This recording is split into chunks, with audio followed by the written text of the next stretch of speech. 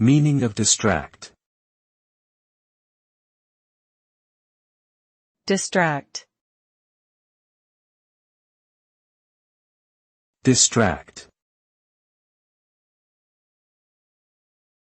Distract. Distract. The word distract means to divert or cause someone's attention to shift away from something. The result of being distracted is that one's focus or concentration is disrupted from the task at hand, leading to reduced productivity and efficiency. This can be caused by external factors such as noise or interruptions, or internal factors like wandering thoughts or emotions.